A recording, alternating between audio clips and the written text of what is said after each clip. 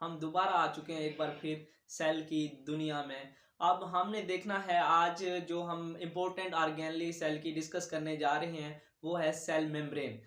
तो आज cell membrane में हमने नंबर 1 पे तो हमने सेल मेम्ब्रेन का इंट्रोडक्शन देखना है और नंबर 2 पे हमने देखना है कि सेल मेम्ब्रेन की कंपोजिशन क्या है। नंबर 3 की अगर बात करें तो 3 पे हमने देखना है कि स्ट्रक्चरल ऑर्गेनाइजेशन क्या है, मतलब कि कौन कौन से मॉडल पेश किए गए थे जो कि हमें बताते थे कि सेल मेम्ब्रेन का स्ट्रक्चर क्या है। उसके बाद हमने देखना है कि सेल मेम्ब्रेन का रोल क्या है सेल में, या इसका ये कह सकते हैं कि फंक्शन क्या है सेल में। तो ये सेल मेम्ब्रेन को हम प्लाज्मा मेम्ब्रेन भी कहते हैं। प्लाज्मा की अगर बात करते हैं, अगर हम प्लाज्मा मेम्ब्रेन की बात करते हैं तो प्लाज्मा का मतलब होता है फ्लूइड और इसके अलावा मेम्ब्रेन का मतलब होता है कवरिंग, कि ऐसी फ्लूइड कवरिंग जो कि सेल के कंटेंट को कवर किए हुए है।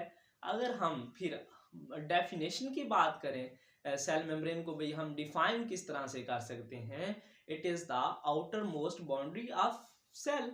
लेकिन यहाँ पे एक और बात मैं आपको ऐड करना चाहता हूँ, ये एनिमल सेल की तो आउटर मोस्ट बाउंड्री है, लेकिन प्लांट सेल में यही सेल मेम्ब्रेन फर्दर जो है सेल वॉल से कवर्ड होती है, जिस तरह से आप इस वक्त देख रहे हैं।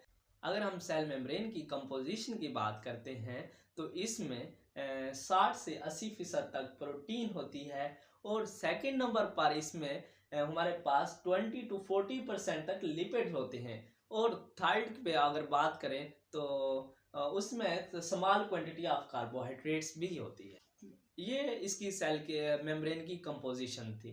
अब हमने देखना है कि सेल मेम्ब्रेन की स्ट्रक्चरली ऑर्गेनाइजेशन क्या है। असल में जो जब सेल मेम्ब्रेन का स्ट्रक्चर पेश करने की कोशिश की गई तो इसमें दो हमारे पास जो है ना मॉडल पेश किए गए। Number 1 is sandwich model and number 2 is fluid mosaic model.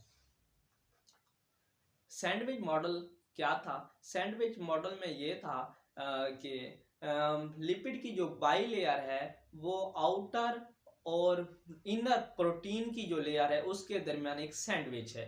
अगर आप डायग्राम में देखें तो डायग्राम में ये क्या है कि जो आउटर ये जो लेयर है और जो इनर लेयर ऑफ प्रोटीन है, इसमें जो लिपिड की जो बाई लेयर्स आपको नजर आ रही हैं ये क्या है, ये एज अ सैंडविच है।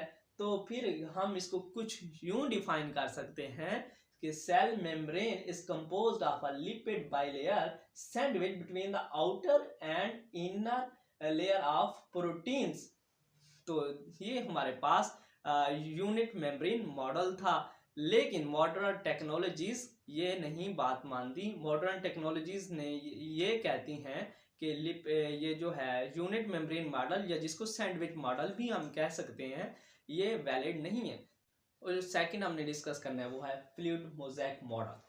फ्लूइड मोज़ेक मॉडल को अगर हम डिफाइन करते हैं तो फिर कुछ यूं इस तरह से हम डिफाइन करेंगे, the protein layers are not continuous and are not confined on the surface of membrane, but the protein जो layers हैं वो are embedded in the lipid layer in mosaic manner। कुछ यूं हम इसको डिफाइन कर सकते हैं कि मतलब ये कि जो प्रोटीन्स की हम कह रहे थे कि पहले मॉडल में कि क्या है लिपिड बाई लेयर जो सैंडविच है प्रोटीन की दो लेयर के दरमियान, ऐसा नहीं है। वो कह रहे हैं कि जो फ्लूइड मोज़ेक मॉडल है ये बयान करता है कि प्रोटीन की जो लेयर हैं वो कंटिन्यूअस नहीं है और ना ही वो वाजे हैं। तो फिर वो क्या है कि वो क्या असल में कह रहे हैं कि लिपिड जो है उसकी जो बाई लेयर है या उसकी लेयर्स हैं उसमें वो जो है मोज़ेक मैनर में पड़ी हुई हैं proteins. This is called the fluid mosaic model of a cell membrane and this is the most valid and the accepted model of cell membrane। अब हम बात करते हैं सेल मेम्ब्रेन के फंक्शंस की कि सेल मेम्ब्रेन के फंक्शंस क्या हैं। सेल मेम्ब्रेन के फंक्शन की बात की जाए, सेल मेम्ब्रेन ये जो है ना ये एज अ बैरियर के तौर पर काम करती है। जिस तरह से आप देख रहे हैं कि सेल का सारा कंटेंट जो है उसी सेल मेम्ब्रेन के अंदर जो है तैर रहा है।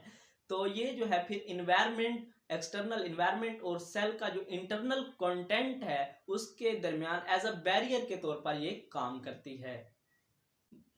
अब मैं आपको यह बताऊंगा कि इसी सेल मेम्ब्रेन को सिलेक्टिवली परमिएबल मेम्ब्रेन या डिफरेंशिएटली परमिएबल मेम्ब्रेन भी कहते हैं। लेकिन ये क्यों कहते हैं? क्योंकि यही सिलेक्टिव परमिएबल मेम्ब्रेन जो है ये सिलेक्टिव चीज़ों को पास ऑन होने देती है सेल के अंदर, और कुछ ऐसी चीज़ें होती हैं which are dangerous for the cell, उनको पास नहीं होने देती, या जिनकी सेल को ज़रूरत नहीं होती उनको ये पास नहीं होने देती।